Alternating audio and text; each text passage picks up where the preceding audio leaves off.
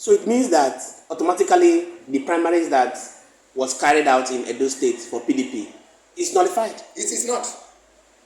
Shaibu came out on air. Philip Shaibu came out and said, he can only say his own side of the story, but that is not the true test of that judgment. The judgment did not nullify. The judgment only pointed out certain exceptions, but the Honorable Justice Inyang Eko, the Honorable Justice Inyang Eko did not mention the nullification or subversion of that process. So is that why Obaseki came out and said that they should not, there's no need to panic about anything? But Philip Shaibu is saying that all thanks to God. Yes, because that is Philip Shaibu is doing exactly what APC is doing in River State, dancing in the masquerade, hiding their fears and shame. Talking about Philip Shaibu, just 2 days ago, Obaseki ordered the Commissioner of Information to ask him to, within 7 days, return 22 vehicles that was assigned to him as a deputy governor. What do you think about a government assigning 22 vehicles to a deputy governor officially? Is it too much, or you think it's enough by virtue of the office he occupies? You are not asking exactly why Nigeria is where it is.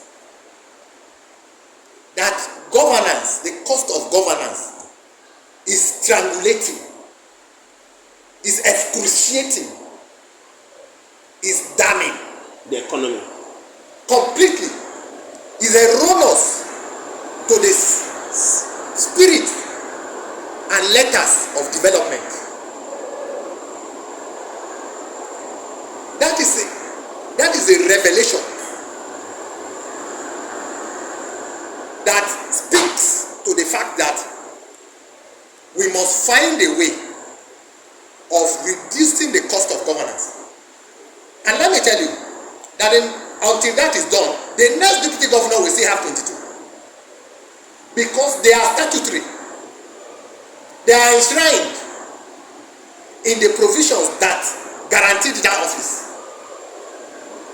Until we are conscious and we work assiduously towards reducing the cost of governance, we will still be running this race, sack race. That is what it is. So, first, if you ask me if the demand was just, I will tell you yes. Because Philip Shaibu is no longer the deputy governor. And it was not a fiat. It was based on the ground norm. What is the ground norm? Obtainable. It's a constitution. Because he was sacked based on constitutional provisions. The procedures were followed. It was brought before the State House of Assembly. A panel was set, and that panel gave their resolution, which led to his impeachment. So, in the eye of the law, he is not longer a deputy governor, and so he cannot enjoy the paraphernalia of power anymore. That is why that demand is being made of him.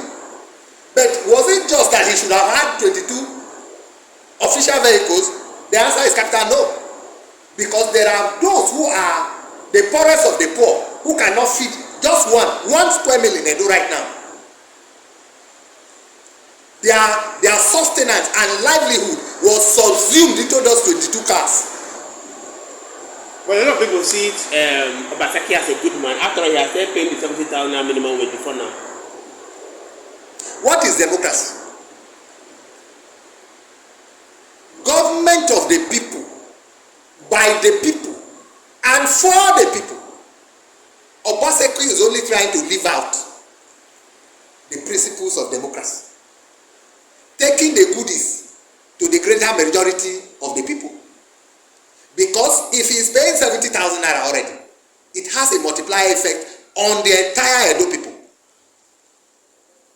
Because it will enliven the economy of the state. Because you are arming the civil servants with a purchasing power. However, many other Nigerians believe that if you want to spread the goodies of the nation to the people, it shouldn't be just to civil servants. Just like the Nigerian Labour Congress and TUC have been coming up with that civil servants increase their salary, increase their salary. What about those who are not civil servants? Now, let me tell you why, for you to begin to ginger the economy of the state, civil service is the first point. Because, like Abraham Maslow will say, commitment to an objective is the function of the reward attached to it. Policies they are initiated, formulated, and implemented by these people. Any blueprint on economy in Edo State right now is not going to be implemented by anybody other than the civil servants. So if Edo State decides to say we are going into green economy, who implements the policy? If Edo State is saying that we want small and medium state enterprises to thrive, who initiates and implement those economic blueprints? So you are saying that sending or taking care of the civil servants caters for majority of the populace? It's the first point. It drives from there forward. And I believe that that is not only the thing Edo State has done, because I also is a product of a news production. I listen to news, I absorb news, I make inquiry, and I make my contributions. And so I know that that is not what Edo State government has done alone. Over the last 4-5 years, I am aware that there are some economic activities that have been initiated by the Edo State government.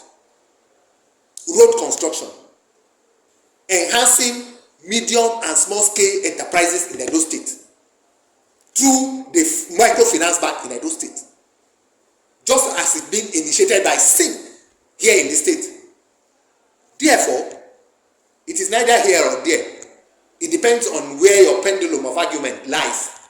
But I believe that Edo State government is living out the true spirit of democracy, which is government of the people, for the people, by the people. Well, it is good when you see good, you say good, and when you see bad, you say bad. Yes. At least for once, you have also appreciated a political class in Nigeria. Even though I know not a political class, a political figure. Yes, a political figure. No, it's not a class. Yes. A class is a conglomeration of that class coming together to decide. And until they decide, Nigeria will still be abysmal. So that a figure has decided to break a rank does not speak for that class. No, we'll not go into that argument, because definitely we can't just say a figure, because of course he's gathered, he's surrounded by people who gives him advice and all that. He calls the shot. So you think Obaseki has done good so far, right? Yes, he has. Wow. Yes, he has. Thank you so much.